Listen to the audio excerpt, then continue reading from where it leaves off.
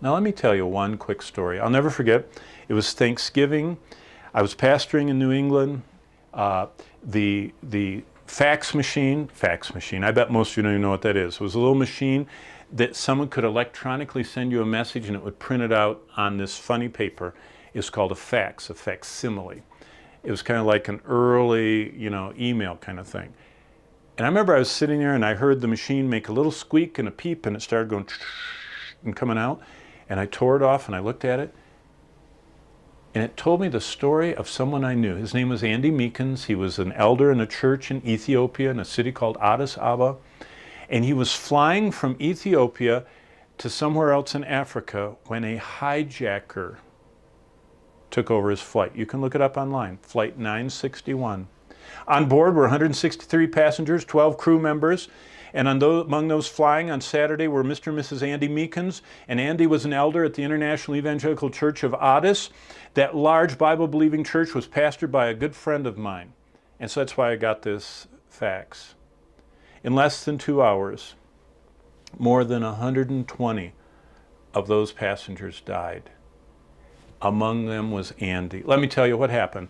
The hijackers stormed the cabin with their hatchets. That was before they had TSA and all that. Broke the door down, took over, threatened the pilots, commandeered the plane to fly to a different place.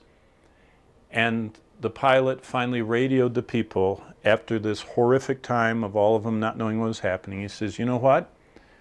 We're running out of fuel. We're all going to crash. There's nothing I can do. And then the engines went out and the plane started going down. On my little fax, this is what Andy's wife told me. She said, as soon as the pilot said, we're all going to die, the plane's going to crash, she said, I'll never forget the distinct snap of my husband's seatbelt. They were sitting near the back of the plane. He started going to the back and sitting on the armrests of every row all the way up the plane. And he looked earnestly at each passenger and shared the gospel of Jesus Christ. And as he was traveling down the aisle of the plane, he would look back at his wife and he would give her account of how many people in their seats had cried out to Jesus Christ to forgive them of their sins before they died. His wife said he'd made it 2/3 of the way up to the front of the plane when the wing of the plane hit in the Indian Ocean near the Comoros Islands, hit and started the plane spinning, and it skipped and twirled, and 120 people aboard died. The crash is well known now. You can read about it on the internet. It's captured on the film of a Japanese honeymooning couple. They caught the descent of the 767, the tip of the wing, the flip, the crash, the disintegration, and the news reporters all talked about the crash. But as soon, his wife said, as the captain told us we were going to crash, my husband's seatbelt snapped. He was up and out of his chair, going down the aisle.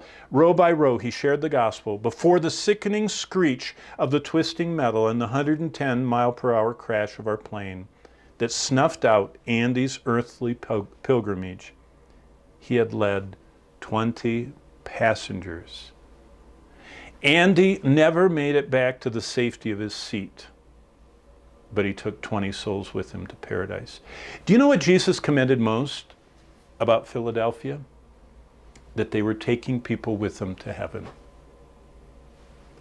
That's what a simple, spiritual, healthy person looks like. That's what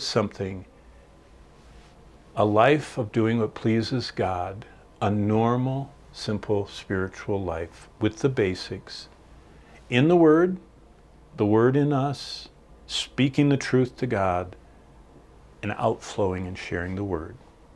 That's what pleases Christ. That's the life we should seek.